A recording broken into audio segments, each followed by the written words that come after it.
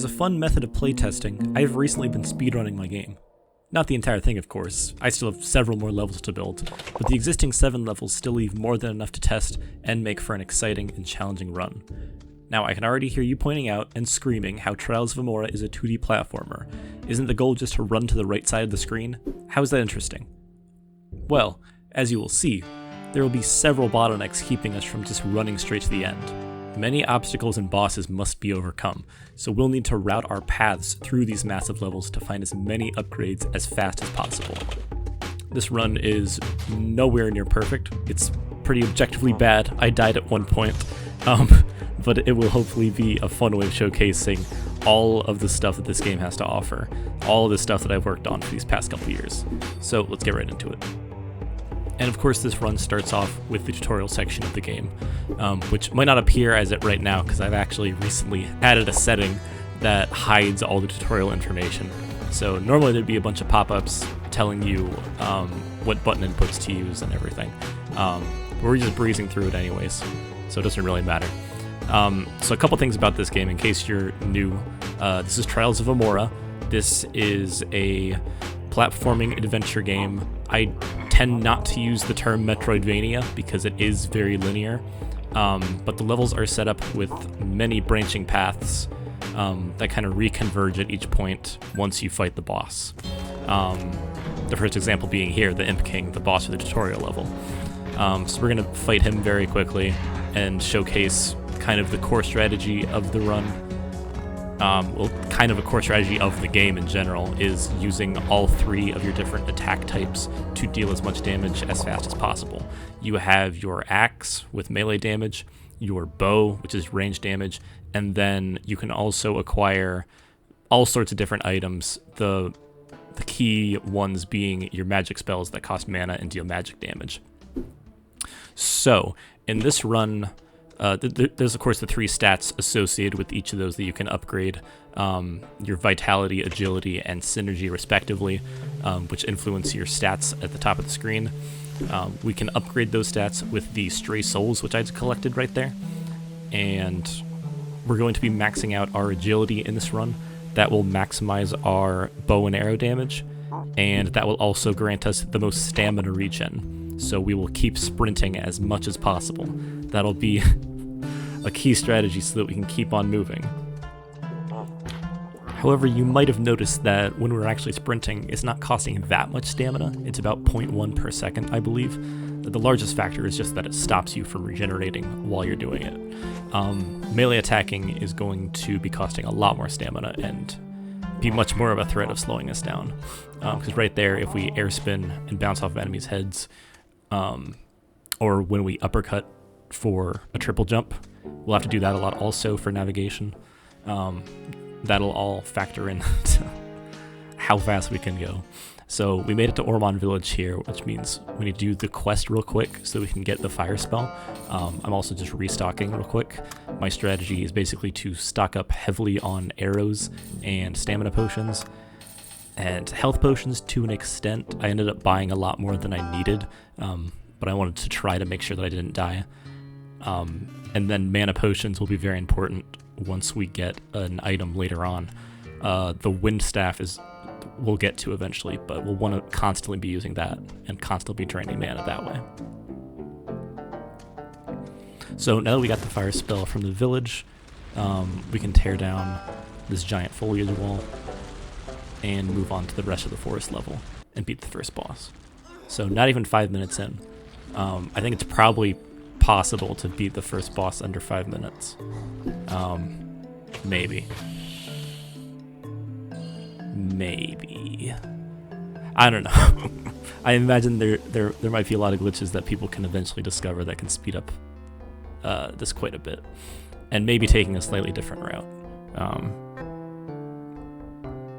There's definitely a lot of room for optimization because of how open-ended each of the levels are. So on this route, I decided to take up quite a bit of time doing that puzzle, specifically so I could get that stray soul there, so we could level up the next time that we get to a checkpoint, and also so we can get that treasure chest right there. That's not accessible from the lower path of the level, and then we also get the second treasure chest also up here. So it's kind of worth it because we will save time later on using the buff potions that we got from those chests, which I believe I saved for the second boss fight. We'll see. Oh, nope, I use them now.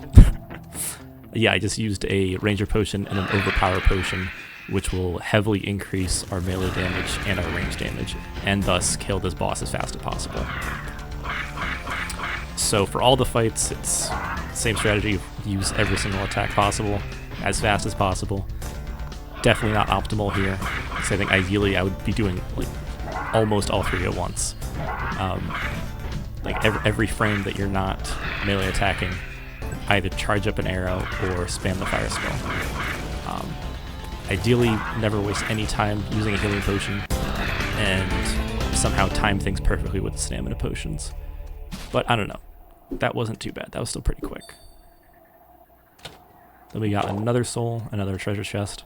A lot of these items, as great as they are, as much development time I've put into giving them uses, we're just going to end up selling them because right now the strategy is just stamina and arrows. Which ideally, when people actually play the game, they'll be more interested in having a bit more complex of strategy and having a bit more fun with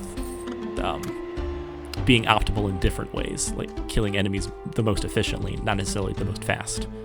Because right now we're not going after different weaknesses or anything, we're just trying to kill everything with the same neutral damage type of just arrows. That would be a big room for improvement of being able to use super effective elemental damage. Like back there, if I had spent the time to get the fire rune, which turns your melee attacks into fire damage, that would have made every single melee attack do double damage, potentially plus the bonus of the melee boost potion also. And then you'd kill it like at least twice as fast. But you know, offset that with the time that it takes to complete the side quests to get that fire rune. And that's where the whole complexity of speedrunning comes in. But I'm very happy that I've built a game that like I'm able to think things through about that. Like a lot of different potential ways to approach the seemingly simple problem of just getting to the end of the level as fast as possible and beating it as fast as possible. So I haven't even commented on the fact that we've made it to the wind level now, which this whole first half of it is pretty simple to just walk through everything. I took the path of least resistance with the least enemies on it, which in a lot of the cases of the levels means that we're not going to get a lot of upgrades, or at least not as nearly as many as are available. We're doing pretty good so far. None of the enemies are too difficult to beat. But now, most importantly, we now have the wind staff right there, which in normal gameplay you can use as a gust of wind to activate the the wind engine mechanisms. And then also, of course, like right there, you can, when you launch it, it applies knockback to the player, which if you aim it behind you, will actually push you forward and then boost yourself with a little extra speed. Of course, you can do that underneath yourself also to get a fourth quadruple jump, which will also be important. I don't think it's vital for any of the... Well, actually, no, I take that back. I think there is a sequence break that we're going to do later on that is pretty dependent on it. I think if you didn't have the wind staff, I think as far as I know. I say this, of course, but I'm the developer. Of course, I think that there aren't other bugs present, but I think the only other way to obtain enough height would be to use the force from a bomb and damage yourself. But of course, the wind staff is a lot easier on that. It just costs mana, it doesn't cost your health. So now, under 10 minutes, we're already to the second boss. This one, you might notice, the wind can make it complicated to fire your arrows because your arrows, of course, go with the wind current. So I'm keeping that in mind. I'm trying to, like right now is the best circumstance when the wind is going towards him. All of this is completely random though, so we got pretty lucky that time.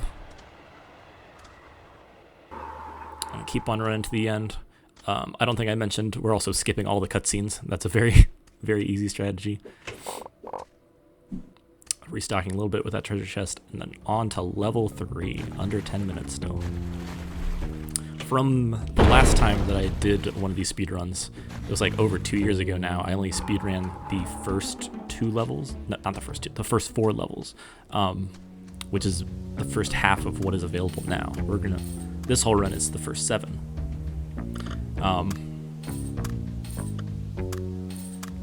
And the pace is already a lot better. I can't say that I've just gotten better at the game or I have better strategies, because also the game itself has changed significantly. I believe the stamina regeneration is a lot more generous now, because I've implemented a system that when there are not any enemies nearby, your stamina actually regenerates a lot faster. So there are certain sequences that you'll probably notice where your stamina just regenerates way faster out of nowhere, and that's just when there's no enemies nearby. Not the best right there. There's a lot of sections like that where it's like, dang, if we had flawless execution, if I could have aimed that at the perfect angle, then that would have been much more better. Save a couple seconds, because it all adds up. It all adds up. But level 3 is very straightforward as well. You'll notice the levels that end up taking more time are just the levels that actually fully barricade you from proceeding. Which will be basically in the case of what I call ambush rooms, where the doors lock behind you and you have to kill all the enemies in order to proceed. But level 3 does not have any of those that are actually mandatory, so we are just beelining straight for the boss fight, moving as fast as possible using that wind staff. Which kind of makes me sad, because I put a lot of work into this level and we are not experiencing all of it. I think the level that's going to take the longest is level 5, because that one has the most combat by far. So we're going to be stuck there for quite a bit. But here we go. Here's the 3rd boss fight. This is Cerberus. Not that we're going to actually fight him. We're only going to fight all of the skeletal heads that he summons. The key strategy on this is the new item that we got for this level, bombs, which are, of course, a great source of AoE damage, so that we can damage multiple of the summon skulls at once, which I try to time as well as possible. Again, the enemy AI is randomized, so it's entirely possible they just all stay completely apart the entire time. Luckily right there they got closer together. And another option that I think I attempt but I miss and then just decide to use the bombs instead is redirecting their projectiles with the shield, then that will blow them up also. Not as easy or effective though, because their explosions aren't as large. It's far more difficult to get all of them. But I'm being careful here also, because I'm trying to save the bombs for later on as well. Because bombs are probably the most valuable thing in this run, because they are very strong and very quick damage. Very reliable as well. It's very easy to aim them. So currently I'm trying to save those for the next 2 bosses.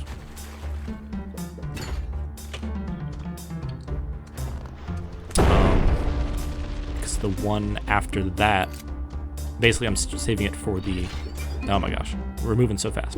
We're on to the next level. This is the factory level. So the bombs will still be effective against the robot men that we're going to fight, and then it'll still be effective against the shadow demon that we're going to fight in the following level.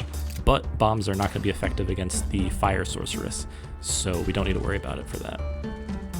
And by that point, we'll really just be worried about all the rest of our supplies, making sure that we have enough potions and arrows and everything else. But we kept on running. We're on to the next ambush room.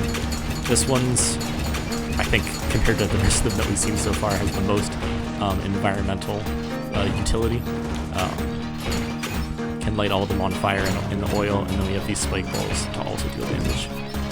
I'd be very careful with the tax collectors here, these big bulky robots, because their plated armor redirect arrows.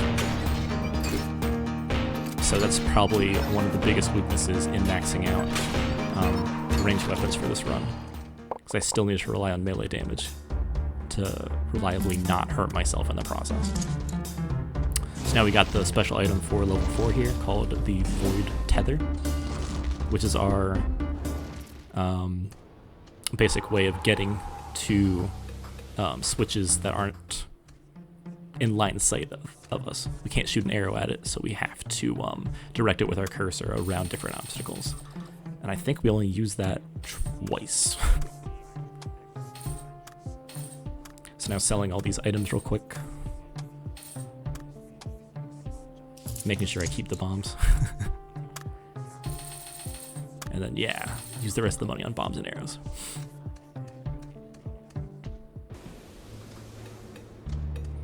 There is quite a bit of side content here to do in this level. There's a whole side quest that we're skipping. And of course a whole upgrade system that we're also skipping. Because I think it won't even show up in this run.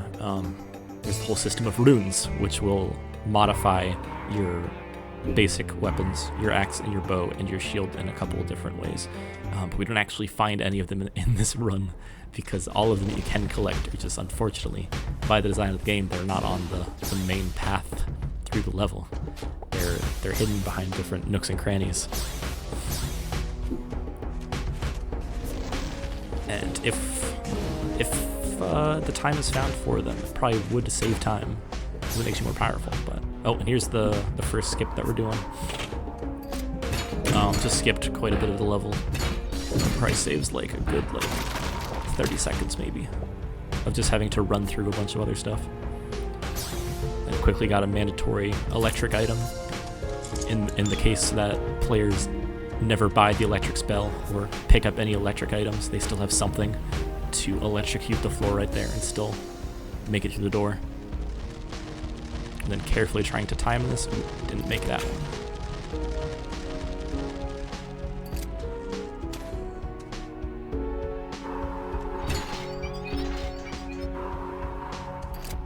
Yeah, these wide open spaces. The wind staff is very fun to use in these cases. And then here I really messed up, because there is space towards the bottom of this chamber to just go under the fire beam. But I just decided to be patient. Try to quickly dodge and weave around the rest of them. This whole section is very claustrophobic. We're almost to the end now. We're dealing with the last mechanic now, Claymore Mines, which are very dangerous. Without any upgrades to your health pool, they will kill you in one hit. Which will become very relevant later in the run. A little foreshadowing there. But yep, this one final shot.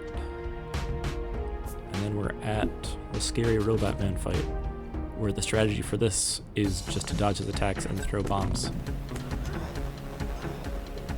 And be very careful about one of the special attacks that he has are homing darts, where it's just a lingering projectile that it's not very fast, but it's on the map and it's slowly moving towards you.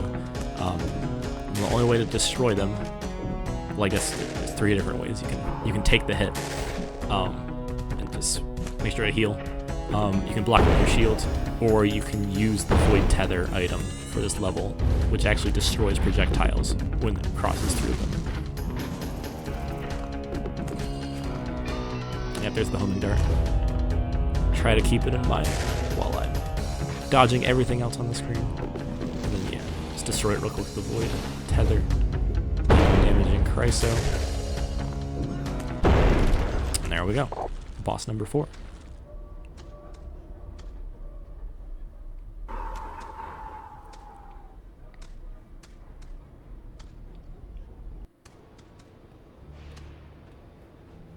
We then briefly talk to Thana, get a crafting kit, which will be kind of relevant. I don't end up using it as much as I would hope that I would use it, because unfortunately a lot of useful crafting recipes that we would want to use, like all of the different potions are dependent on getting slime, but of course we're not spending time killing any of the slime enemies that we're encountering in the level, so we can't craft very much. I think the only things that I really am able to craft are bombs, because that is with the power crystals that we have and the blast blobs that we get from a couple different treasure chests and just happen to be in my inventory. I think a lot of the stuff towards the end of the run is not nearly as planned. It's kind of just improvising with the materials that I have left in my inventory. Because by this point on, we are past the last of civilization in the game. So if we want to restock on supplies, we're either going to have to find the one secret shop in one of the next levels, or we're going to have to use one of the checkpoint shrines to teleport all the way back and start buying things from the shop there. So we have to do once. Ideally that we wouldn't do that. We would be more economic with everything. Because as you can see, I'm fully stocked up on potions. I did not need to buy everything that I have right now. But anyways, right there I was trying to use a bomb and destroy that urn instantly, but decided to just do the more reliable way of just destroying with the void tether. And then we cut the rope there and activated the pressure plate. That is the next new mechanic for this level. Doing some pressure plate puzzles and dealing with some other new desert themed enemy types. And I don't think I checked the timestamps, but I think either this level or the final one for this run, the undead zombie level is just because of the sheer amount of combat. But here's the strongest enemy type in the game, in my opinion, or at least what's designed and supposed to be. The shadow demons known as the Imorah. We killed it pretty easily though. Because what makes them special compared to the other basic melee enemies is they can raise shields, and they can actually reactively dodge your attacks. So it takes a bit more focus. So yeah, I definitely messed up the routing on here. By this point in the run, like, I think I was past the points of where I was actually restarting and practicing. So this was basically my first time getting to this point in a proper run. So I was a little bit not as clear on the route, but didn't do too bad. I remember the solution to this puzzle. Let's see, we can't just stay on that pressure plate. We got to get him to stay on the pressure plate for us, and then we can move on to the second half, where things get darker, deeper in the tomb. And we have to deal with the Guardian's Riddle, where I genuinely forgot the answer for a second. And there we go, answered correctly, and then we can keep on moving.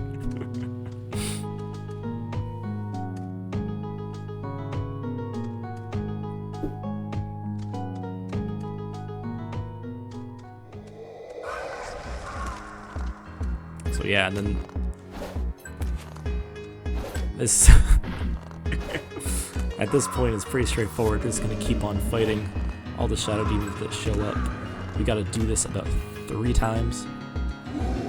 Which the whole theme of this level is wrath, so it's unfortunately fitting. The strategy is, of course, to try to reserve as much resources as possible for the actual boss fights. But I guess, to be fair, in terms of the actual goals of this run, there's kind of no distinguishing between a boss fight and these ambush rooms. So either way, we just need to kill all of them and get through the door.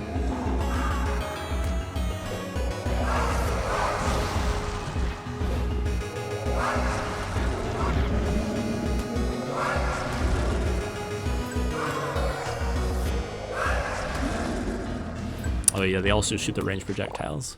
That's the other part that makes them unique from the other melee enemies. They are every type of enemy. They are melee and ranged. And then we just got the Shadow Clone Charm, which now allows us to summon a Shadow Clone and activate the pressure plates. So a couple more puzzles with that.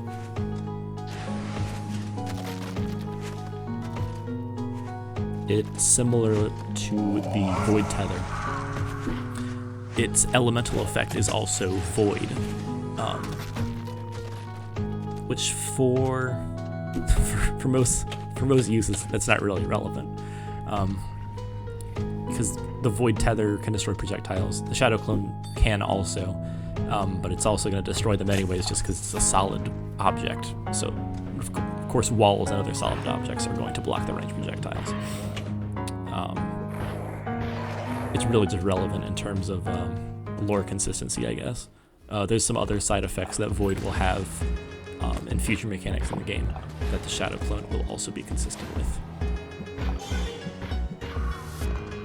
So one more of these. After this, the boss fight. I kind of, to be honest, the 5th level is also probably one of the most linear. It's specifically designed to be focused on combat in this way. So it really is kind of just small open area, then bottleneck 4 times in a row.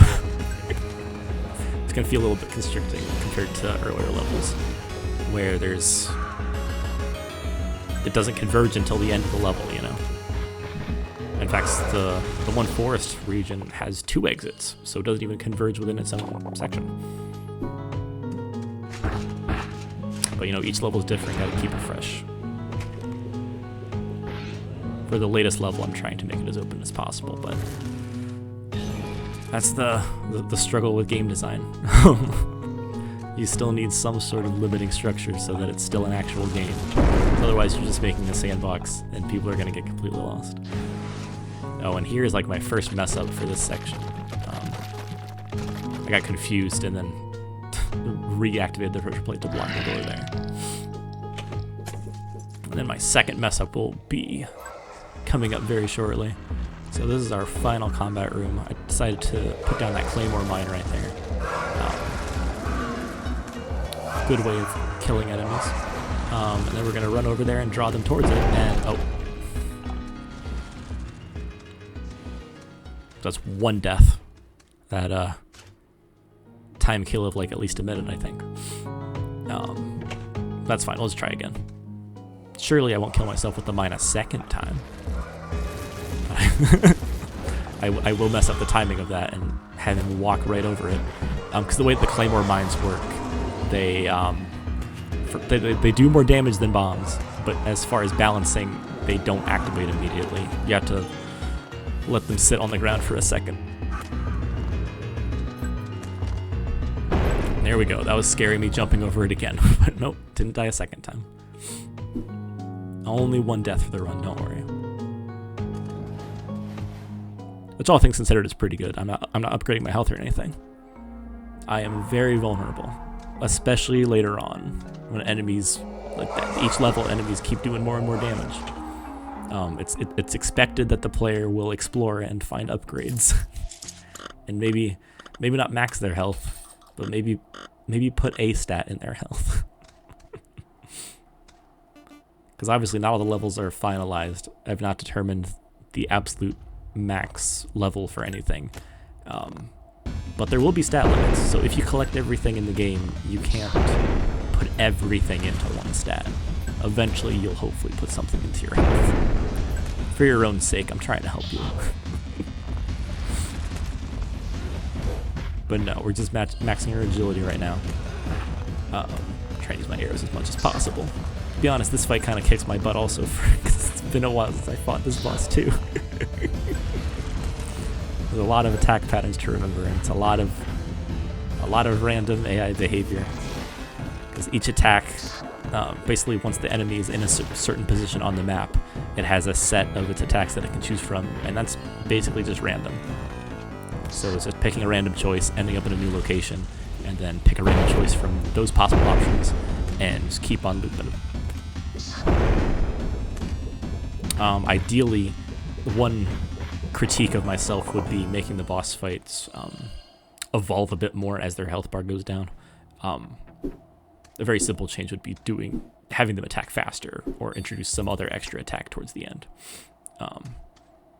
Definitely on a list of things I would like to do to improve the game. But for now, we are off to the fire level, Bastion, where our fire bombs are now completely worthless. Going to just hold on to them for the zombie level, where it'll be more helpful. But for now, not going to help us. I'm also, you might notice, not moving optimally. Even though I'm hovered over my wind staff, I'm not using my wind staff. I'm just soaking in the environment. I believe by this point, this is also significantly longer than the past runs that I've done. So I'm just getting tired at this point. I was like, yeah, I'll just keep running.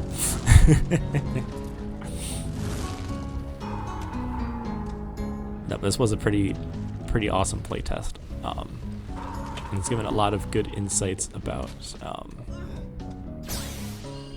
both like the duration of like how long the entire game can last and for the individual levels. Not that I plan on redesigning entire levels around it, but all the information helps.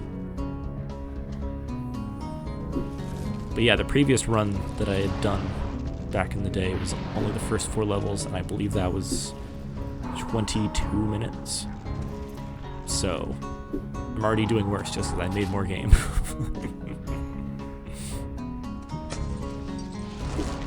We're moving through here pretty quickly. Again, skipping basically all of the cool, exciting upgrades and extra content at the bottom of the level, closer towards the lava lake. But we won't get off that easily. We still have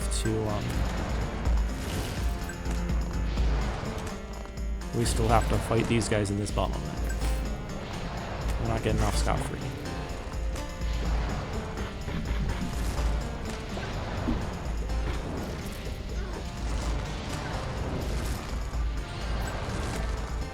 A little annoying when they get stuck in the lava pool. They're very much fighting with their own territorial advantage. There we go. These fire enemies are equivalent to the shadow demons. Their moveset has basically just been split in half there, the melee and the ranged ones respectively. So here we got the special item for this level, the heat shield ring, which very simply negates fire damage, or in the case right there, lava damage, so we can walk through it completely freely. Can still drown. Have to be careful about that. I don't think it really matters because the shield will still degrade before you drown. So you're still going to burn to death first. But keep it in mind. You might want to use well, actually I don't think we even picked up any in this run. The item Krakenweed allows you to regenerate your air.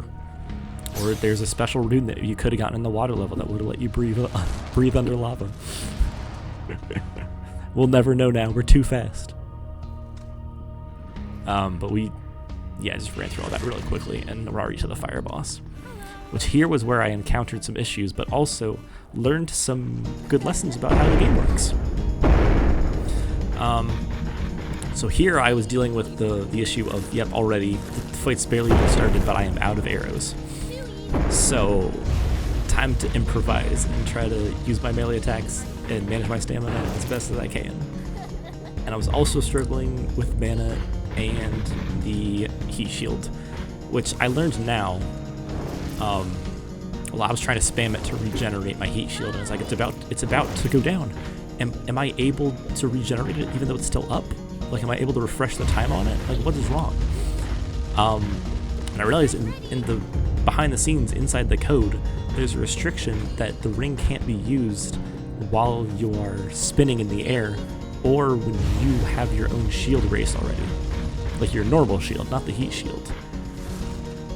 And looking through the footage again to make sure, but I'm pretty sure that was the issue that I was having, where I kept just hitting the button at the wrong time. Right there, I don't have mana. That makes sense. There we go, and that finally worked then. And I was just like freaking out, like, what is wrong? The game is breaking while I'm trying to speedrun and demonstrate this. And this, not to mention, this is a stressful boss fight regardless. Very easy to get overwhelmed and die to all the fire attacks, but we did it. It's alright. On to the last one for this run. Level 7. Sinisa. Which I immediately open my inventory and start crafting bombs. And then quickly realize, oh, I can't craft anything else. So I've got what I've got. We have an entire zombie horde in between us and the end, but I'm sure we'll be fine with our 13 bombs. That should be fine. So here I also learned, like, in the moment that, oh, I can just skip that cutscene entirely by going the top route, which I might change, to be honest. Because some of the cutscenes are important. And then I also, that back there, that wasn't optimal because I didn't plan on doing the skipping the elevator there. So definitely plenty of potential for time saves. Here is where I realized that, well, I already realized here was where I have no arrows, so I teleport back to buy arrows. And in my mind, I'm thinking to make sure not to buy too much, because we still need a certain amount of gold to teleport back. Which thankfully, I wasn't even sure about the right value, but I'm glad that I calculated, I guessed correctly. I saved 15, we only needed 9 to teleport back. Because that would have been, I guess not a big time loss, but would have had to run back and sell more items to get more gold, which kind of seemed to have made a mistake here anyways, because my inventory is still half full with a bunch of stuff. And here's where I also realized that my hotbar is running out of space, so I move my potions onto the quick menu, which is used by holding down whatever your key assignment is. For me, I have it set to F, so when you hold F, then the wheel will come up, and you use your cursor on the radial menu to instantly use an item. Not all items can be used on that though, because a lot of items are dependent on their direction input. But potions, you just hit the button, you don't have to aim them. And there's the menu right there. So easy way to get more space and use more items all at once.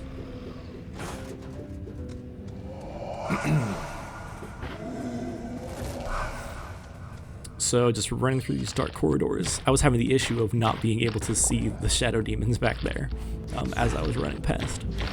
Because they are hard to see when their eyes are closed, completely dark. And then those guys, twin crawlers, can be very annoying. I'm glad I got them in the right position right there so I could damage both of them with the same melee attack. That's very efficient. And then we're on to the mini boss of the level,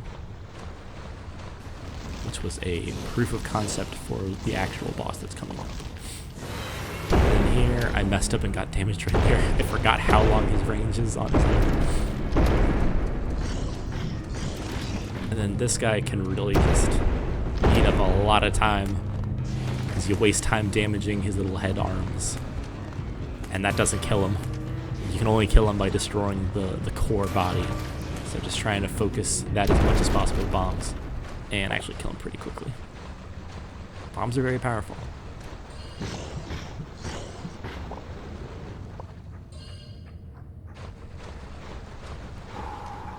Then running as fast as possible, trying to use the wind staff.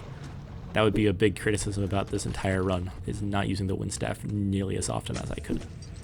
But it's, if you try playing the game, it is a lot of things to think about at once, a lot of different inputs and actions. And here is where I also learned a lesson about how my game works. That I made it so that this guy keeps talking to you repeatedly until you pick up the pendant, which makes sense why I made it that way, but I forgot. And then here I mess up and thought that I had to open that door to get to it. Then I got the Chaos Pendant. We're not even going to use it. We don't need to use the Chaos Shrine and get the extra upgrade there. We just need to move. We just need to move on to the second half. And then just being forced to kill these enemies because the corridor is so claustrophobic, not enough space to jump over them. And then skip the elevator, we'll just fall down into the abyss. Which should on paper, well, not on paper, I don't know, just in terms of the actual space, this level should be very fast, but unfortunately, a lot of time is going to be spent on the special ambush room here, because we're not just killing the enemies. In fact, we don't have to kill any of them. We're just stuck waiting for the elevator to come down after we ring that bell right there. So I'm just trying to not die and take as little damage as possible and try to save my resources as much as possible, because I'm going to need all of those explosives on my hotbar for the boss fight to make sure that I get through it as fast as possible. Which is unfortunate, because normally this section is very fun. I really enjoy. This whole section was designed specifically to get better use out of the mine weapons because they're very defensive. Whereas normally when you're exploring the rest of the levels, you're on the offensive. You're moving around. You're not setting up camp or anything. But in here you can because you are stuck here for the next couple minutes. So it's probably in your best interest to lay down mines everywhere as zombies constantly respawn and try to kill you. But I guess I'm I'm showing behind the curtains. Optimization ruins fun because it's like you don't have to kill any of them. You just have to run around. Which I guess is fun in its own right. It's definitely not easy because as you can see, the undead here, the flesh golems, they have variable movement speed. Some of them are even faster than your running speed, so gotta be very careful with them. I've already messed up because I've used healing potion. I just keep on running to them into the dark. If I was trying to play this as quote-unquote correctly as possible, I would want to use some of the items in the game that also illuminate the area. But that costs golden time, so did not buy any of the light spells. It did not bother putting the other light. We actually do have a light item in our inventory right now, I'm pretty sure. The flower right there will drop seeds that we can throw onto the ground that'll light it up. But we don't have enough space on our hotbar, so no time for it. Well, I could have used space. I don't think I'm using the shadow clone at all right now. Could have swapped out number 8 right there. Just running back and forth, praying each time the yellow was there. I think it's almost there. It's so close. Just trying to force him back with the wing staff. The skull hand's too big to be pushed back though. And there we go, we survived.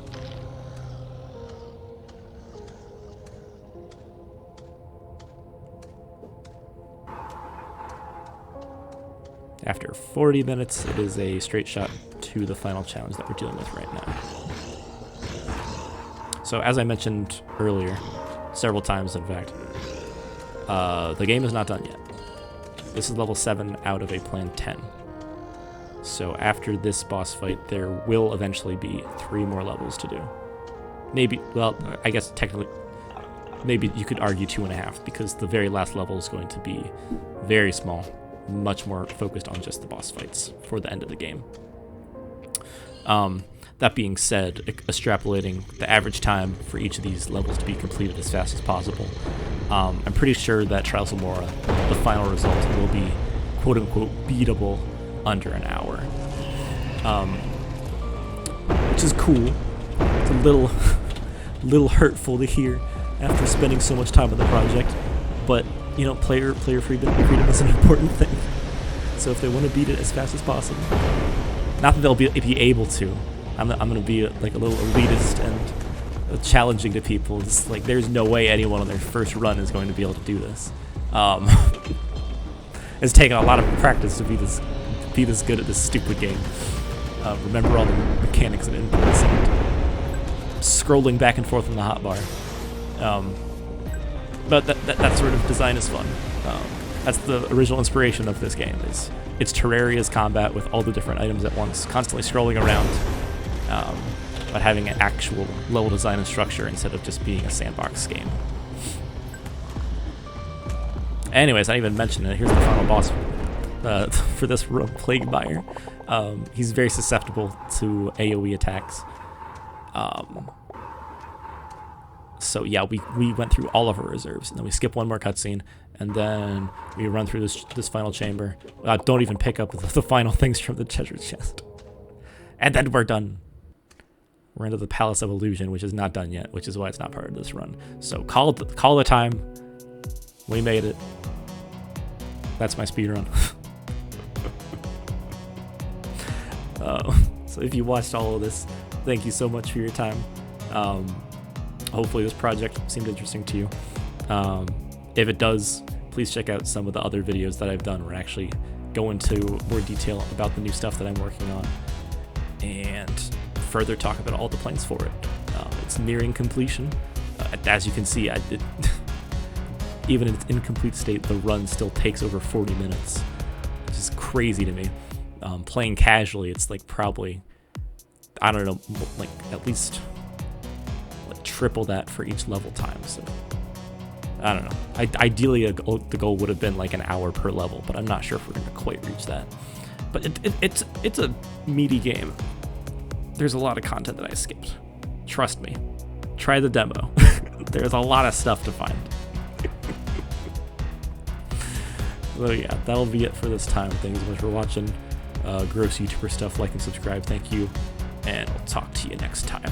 Have a good one.